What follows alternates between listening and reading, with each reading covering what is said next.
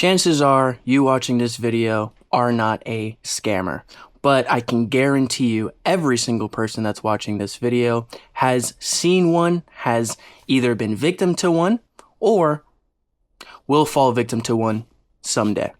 And there's a reason behind all of these. So when we're talking about scammers, especially in the digital age, we often wonder, where did these people come from? Why do they exist? How are they able to do the things they do without any seeming repercussions? And there's a reason for this. In the beginning of snake oil salesmen have been around for longer than I can remember. For longer than most people alive, almost anybody alive can remember. And it all stems from one specific person. That person being Clark Stanley, the OG, the number one snake oil salesman of all time. Why was he number one? Well, he was the most notable of his time, and he was pretty much the first. There was no one who had coined the term snake oil salesman yet. It's become ubiquitous with our economy today, where you're going to see plenty of these people who just sell useless products for an inconceivable return. He claimed to learn the secrets of hoppy medicine from these medicine men, right? Now, there's nothing wrong with trying to sell real medicine. The problem with Clark over here, he didn't really care about selling medicine. He cared about what all the snake oil salesmen we know today care about: money.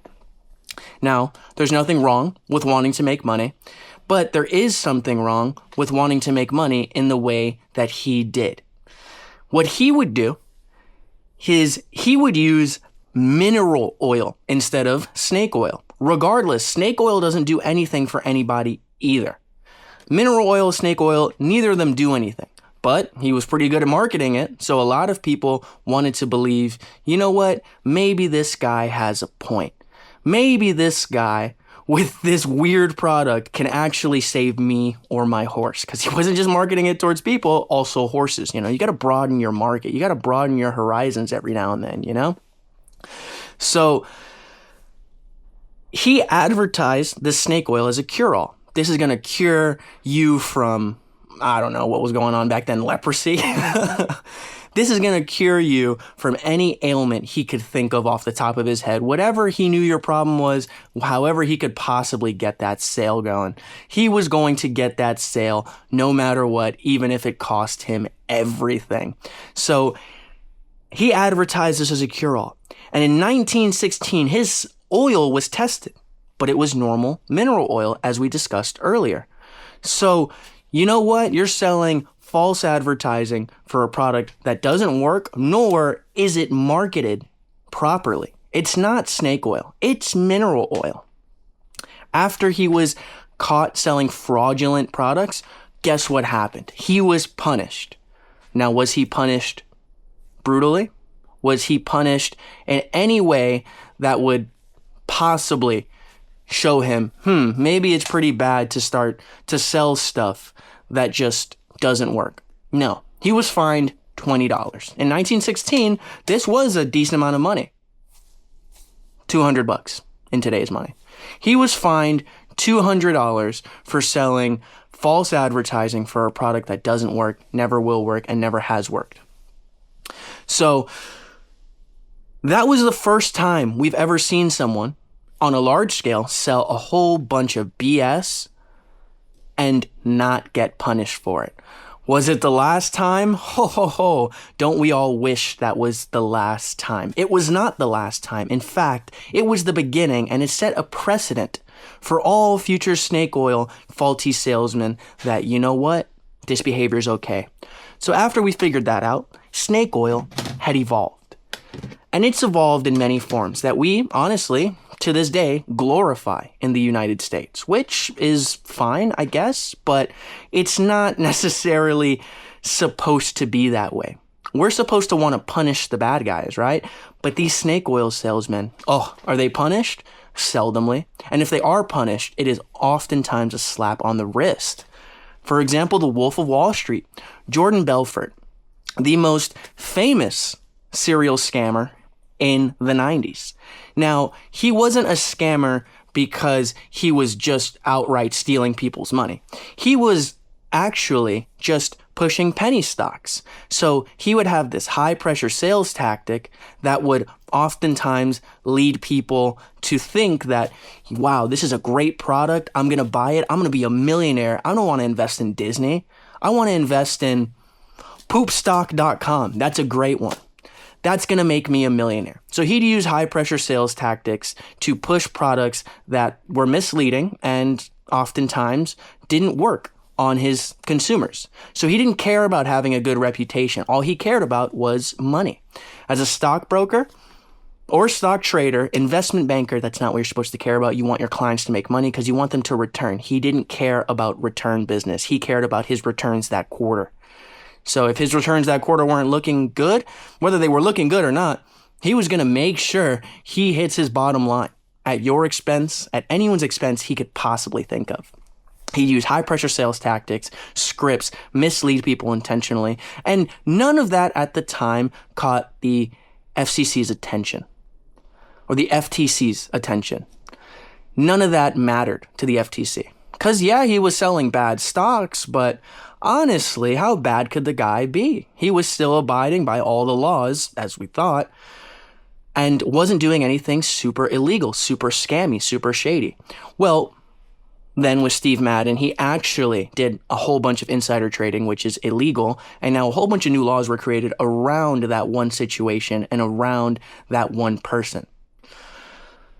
How was he punished? He was sent to prison. And you would think, wow, a bad guy finally punished. He was sent to the nicest prison in California.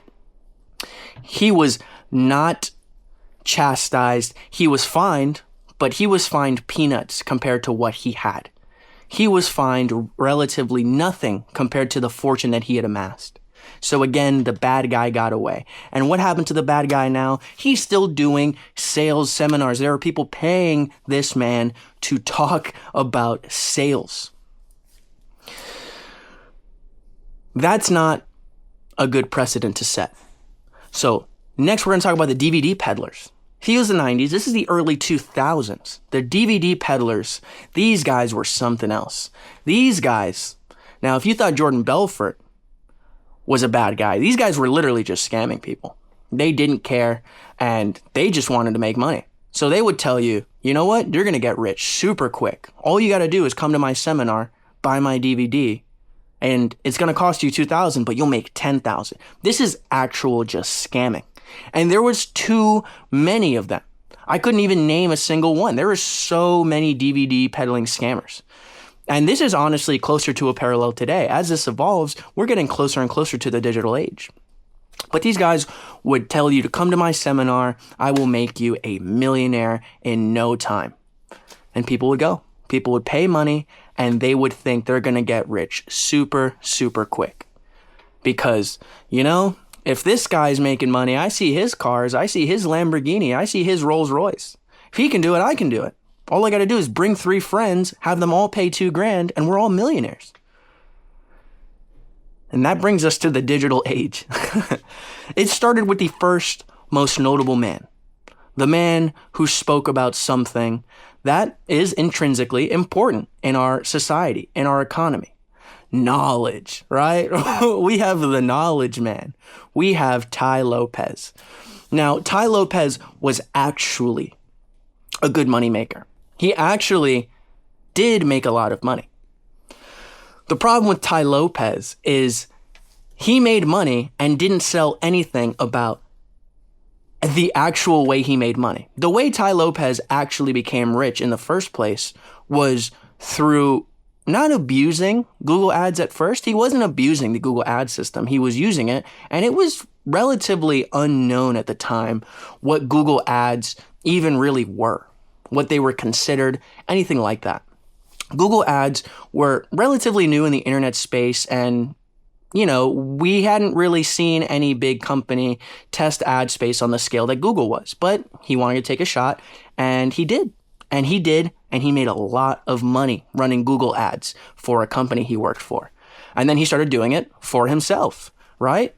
Now, he would start doing it through YouTube, and guess what he sold? Was it about how to make money with Google Ads? No. It was about how to become a millionaire through his course that you have to buy. Again, a fraudulent salesman pretending, or as the kids nowadays like to say, LARPing, to be this business mastermind. Was he good at business? Undoubtedly, he was a good businessman. He made good decisions. They were logical, but that didn't matter.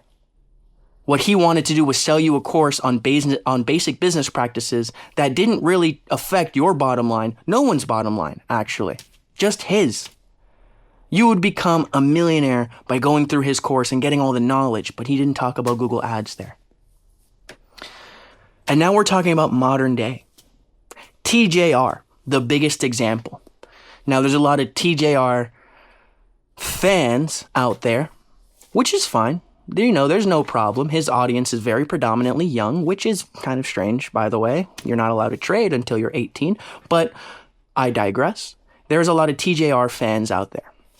And they're going to tell you TJR gives good information and I made a lot of money with TJR.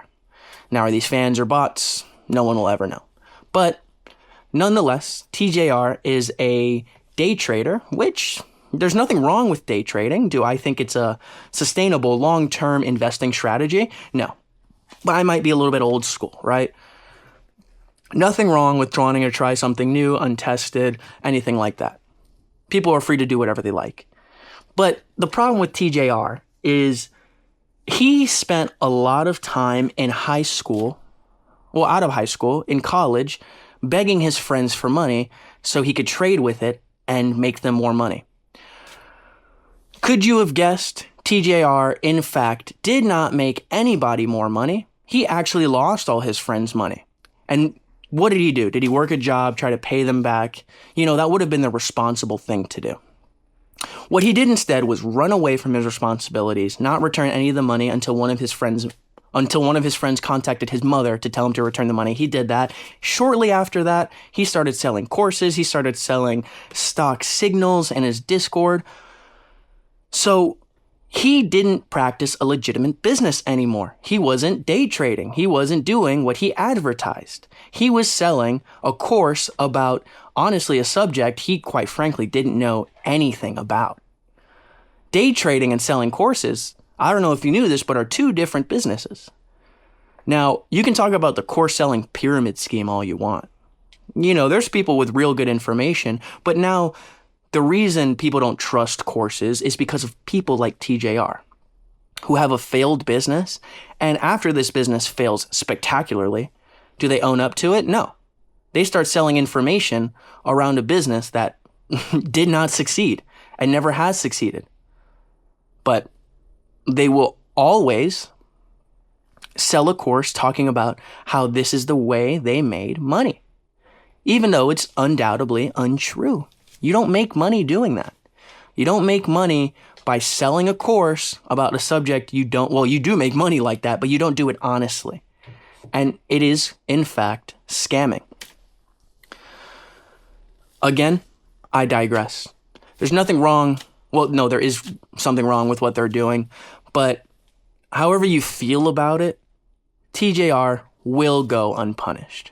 Not only will he go unpunished, I doubt there will be any real serious repercussions to what he's done to his fans, to what he's done to any community.